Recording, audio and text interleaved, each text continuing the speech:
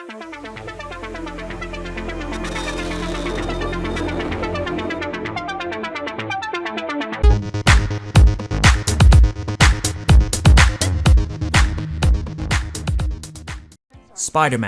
an icon, a relatable comic book character, a legend.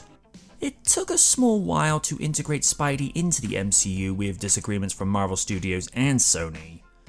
You know, it's ironic that Marvel would have to negotiate a deal to borrow a character that their parent company Marvel Comics created half a century beforehand. But even though they own the IP of Spidey, movie rights can be a different matter. We would have seen Andrew Garfield enter the MCU, but due to the lackluster performance of The Amazing Spider-Man 2 and Garfield no-showing at a Sony meeting, it was decided to reboot Spidey for only the second time. The webhead will now have been portrayed by 3 different live actors on the big screen. Somewhat unknown British actor Tom Holland would take the reins of the iconic webhead as he made his debut in Captain America 3: Civil War as a protege to Tony Stark's Iron Man with an upgraded suit that still honoured his classic suit, but now more technologically advanced. And that brings us to 2017's Spider-Man MCU 1: Homecoming. How would an MCU Spidey fare in his solo debut? Time to find out as we revisit Spider-Man: Homecoming. What I will say that makes this movie work already is the fact that we're not subjected to the origin story for a third time on screen, when we've seen extensive examples from the Maguire and Garfield eras respectively. Everyone and their mother knows Spidey's backstory in the same vein to that of Superman and Batman. We know it, we get it. Instead, it's briefly highlighted in Captain America 3, where Parker cryptically says, "Because I've been me my whole life, and I've had these powers for 6 months. I read books, I build computers. And yeah, I would love to play football. But I couldn't then, so I shouldn't now." Sure, because you're different. Exactly. But I can't tell anybody that, so I'm not. Look, when you can do the things that I can, but you don't, and then the bad things happen, they happen because of you. Short and to the point. His performance in Captain America 3 was refreshing to see Spidey from a perspective that we've never seen him before in previous iterations. Here, he's more of a kid with the way he's fanboying over seeing the Avengers and showing support for Cap, and making awkward references to classic movies. Hey guys, you ever seen that really old movie? Empire Strikes Back? So then we get to Homecoming and we get to see Peter being Spidey in his upgraded suit that adjusts the fitting to his frame, which feels like an unintentional nod to Marty's jacket from Back to the Future Part 2. Also, I love the fact that this movie lampshades how ridiculous it is for Peter to just leave his clothes in an alleyway, and when he comes back later to find that somebody swiped it along with his backpack for school. We see Parker longing to tackle the bigger jobs of what the other Avengers do, but with Happy and Stark trying to tell him gently, "You're not ready for this yet." And oh boy, this comes back to bite him later when he tries to stop an illegal weapons sale with Adrian Toomes on a ferry, of which Iron Man intervenes in doing a better job of saving the ferry and its occupants. This leads to a very tough love situation. Those weapons were out there and I tried to tell you about it, but you didn't listen. None of this would have happened if you had just listened to me. If you even cared, you'd actually be here. It was at that moment Peter realized he messed up. I did listen, kid. Who do you think called the FBI, huh? You know, it's oddly refreshing to see Tony acting like a responsible father figure, when most of the time he's portrayed as this cocky, narcissistic party figure. This feels like it's highlighting the story from Iron Man 3 when Stark has to be resourceful when he doesn't have his suits to rely on. One of the other good points I like about this flick is the fact that despite these amazing powers Peter has, he is just a kid. Especially when he's buried under the ruins of a trashed warehouse and he's crying out for help. And I do like the symbolism of when you see his reflection in the water and half of his face in said reflection, is covered with the mask. The romantic angle between Peter and Liz feels forced with no real connection in it. Yeah, we see him and Ned, I like his character by the way, staring at Liz, but due to the amount of shenanigans Peter has to stop with Adrian Toomes, we never really see the two connect. Also, another negative is the way Flash is portrayed. Yes, he's still the antagonist as he has been before, but I could not take him seriously as a nerd bully. The Amazing Spider-Man continuity, that's Flash. He was a credible threat. Here, he's pathetic. Mentioning Toomes as the Vulture, I love the way he's written. He's a straight-to-the-point, no-nonsense villain. You do have a little sympathy for him in the way his job was cut out from underneath by Stark. This becomes a running theme into Far From Home, and he's just trying to provide for his family. Remember what I said in the 25th anniversary of the Power Rangers movie?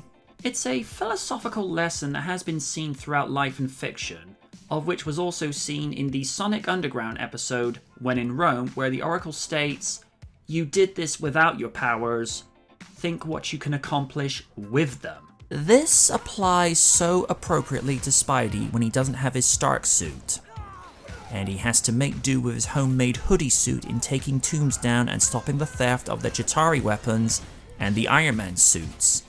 The movie ends with Parker having his suit returned to him with a note on a paper bag from Tony, "This belongs to you."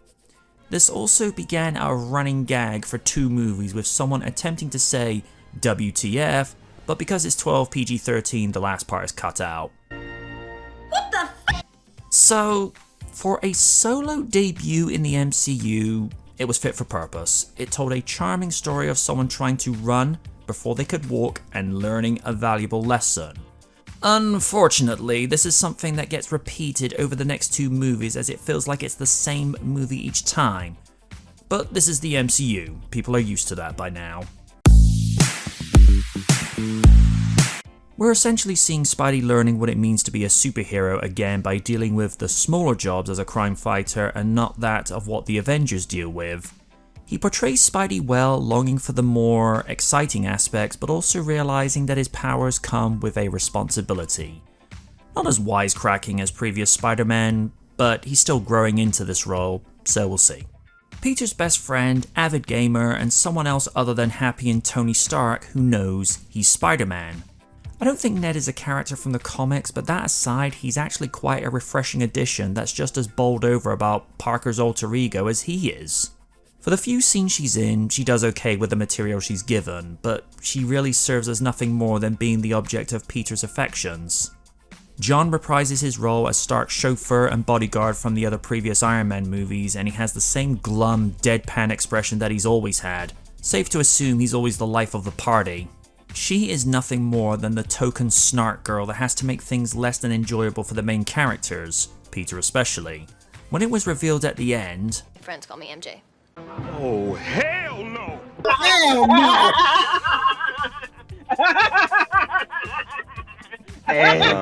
Excuse me?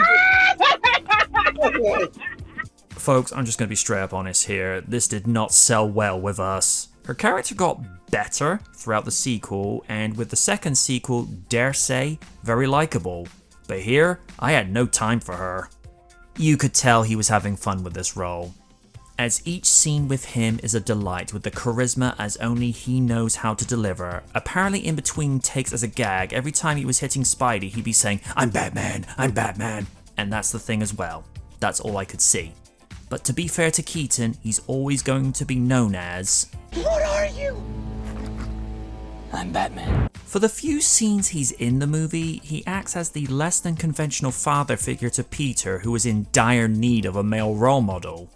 Now, given what we've seen before with Stark with his playboy lifestyle and narcissistic tendencies, at times, RDJ does deliver a very different Tony in acting as a father figure and feeling responsible for Peter when he messes up twice in going after the Vulture, especially when he takes away his suit. Folks, this was not Flash. This was a character that was a try-hard. Had this character been called someone else, then it would have been fine. But with Flash Thompson, he has to be a hulking beefcake or someone who has the tenacity to back up his threats with physicality. With this guy, Sheldon Cooper from The Big Bang Theory would make light work of him. Bazinga. This Flash was not a threat, he was an annoyance. For what it's worth, the actor does his job well in making the character unlikable, but again, he should have been named differently. Marissa reprises her role from Captain America 3 and she does well being Peter's guardian. It's an MCU movie, so what is there to say? They always provide a good budget for their movies and this was no exception.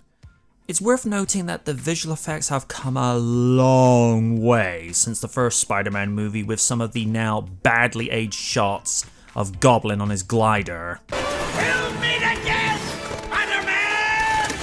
The web-swinging scenes, the Vulture and Iron Man scenes are all masterfully done and it's what you'd expect, and considering that Columbia and Marvel Studios employed Sony Picture Imageworks, Industrial Light and Magic, Luma Pictures, Digital Domain, Cantina Creative, Elora Trickster and Method Studios, then they spent their $175 million accordingly and it looks amazing. Yes, pun intended. I'd say the additions I liked for this continuity of Spidey compared to previous incarnations is how visually expressive his mask is with the way his eyes can convey what he's thinking and feeling. That was something that the previous series lacked, but when you take into account that Columbia weren't going for visually expressive masks, probably due to budget and technological constraints of their respective times, then they had to rely on the actors to find other ways of conveying the emotion of the characters. It's Michael Giacchino, so you know you're already going to get top dollar for your budget. Considering this man has worked on the Jurassic Park franchise from Jurassic World to Jurassic World 3, in which he kept the main feel of John Williams' theme, but able to leave his own stamp on it by having a darker and more otherworldly feel to it. Especially with Fallen Kingdom with gothic opera vibe.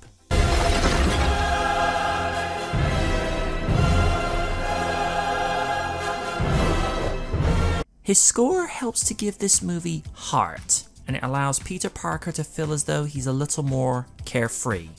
A major highlight was his take on the 1960s Spider-Man theme, which had a more brass Broadway feel to it.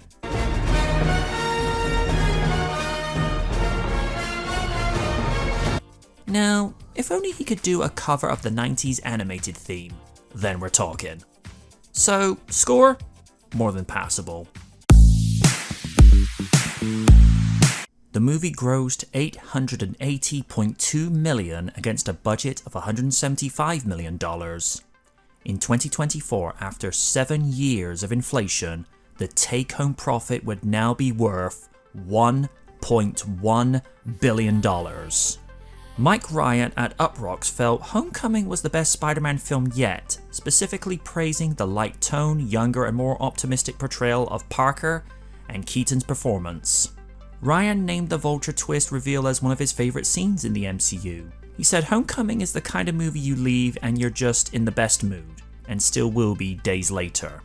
Owen Gleiberman of Variety felt the film was just distinctive enough from the previous Spider-Man films to become a sizable hit, and highlighted its focus on making Peter Parker a realistically youthful and grounded character. He found Holland to be likeable in the role and thought the Vulture twist was a positive direction for that character. He did criticise the vague take on Spider-Man's origin and powers, but the flying action has a casual flip buoyancy and the movie does get you rooting for Peter. The Telegraph's Robbie Collin argued that a little of the new Spider-Man went an exhilarating long way in Captain America's Civil War last year, but a lot of him goes almost nowhere in this slack and spiritless solo escapade. Collin criticised Watt's direction but was positive of the cast, including Holland, Keaton, Tomei, and Zendaya. Tom Holland would reprise his dual role as Peter Parker Spider-Man in not only Spider-Man Far From Home, Avengers 3 and 4, but also Spider-Man No Way Home, in which he is joined by his predecessors in Tobey Maguire and Andrew Garfield. The movie has been enjoyed since 2017 on DVD, Blu-ray, and 4K. I'm MJ Knight, and this was Spider-Man Homecoming.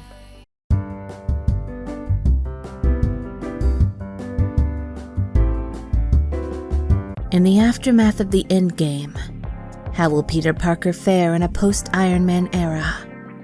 Real Features returns to the events of Spider-Man: Far From Home. Only on Real Features.